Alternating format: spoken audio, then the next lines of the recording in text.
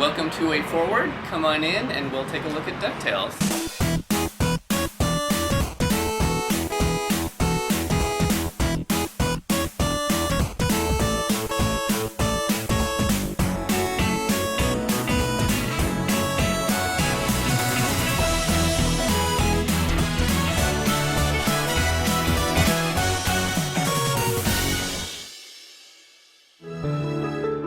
First step in creating the backgrounds was to really study the NES levels. We had the NES maps, blocked out. We had the entire map from both a level design perspective and sort of a art layout perspective. We looked at the levels and to try to interpret, what the feeling was. For something like Transylvania, when you look at the actual original layout, it feels like it's broken into a few different areas. There's kind of a dungeon, underground, very brick area where it had the spikes. There's the entryway, kind of a foyer, and there's like doors and sort of some wood and some like wallpaper kind of falling off, and then the grand ballroom with the red drapes.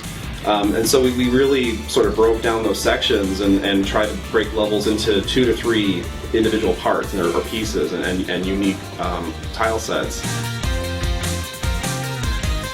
So in some levels, it is all just a big long either a series of rabbit trails or a big loops in on itself. And if you'd only know that you could start here and just wander in, you could get to the boss right away.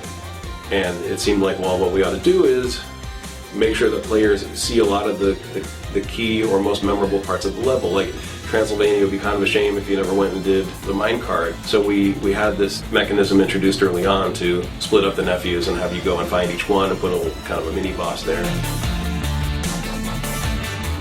I personally like the kind of cheesy Haunted Mansion feel of things anyway, so I fell in love with Transylvania immediately, from the mummy to the skeleton duck. I always liked the Transylvania level in the original game. That I'd say was my favorite because I liked the music and I always liked the bad guys. I love the skeleton duck and the mummy duck. So I kind of gravitate towards that in the new game too. When we were first developing concepts and the look of the environments, we were having a hard time with our internal concept artists really trying to nail the Disney style.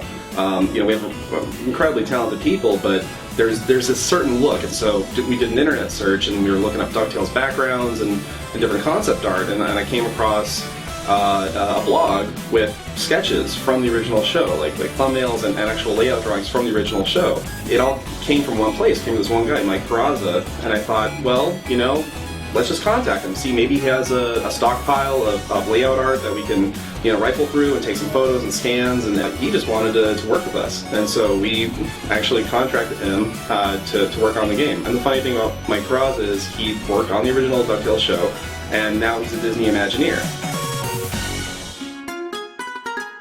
For the backgrounds, it was literally like taking, images right from the show and getting to convert them into these 3D environments.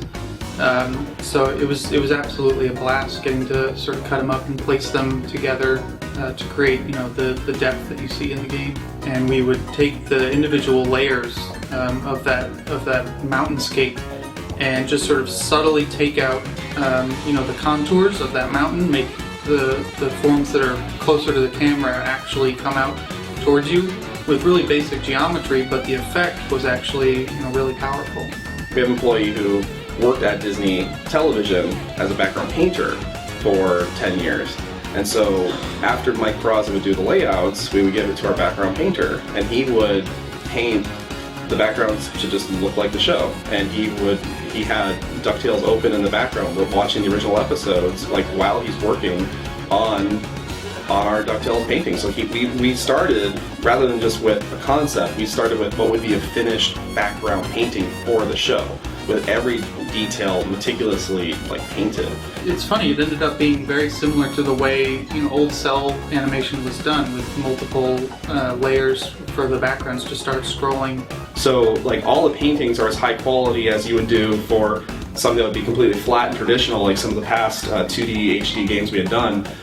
But starting with these giant paintings, we had very large textures. So we're really pushing the limits of some of these consoles and how much texture memory they have with all the textures and all the frames of animation, and the particle effects, and and the result is amazing with this game running at 1080p and 60 frames a second. It's just spectacular.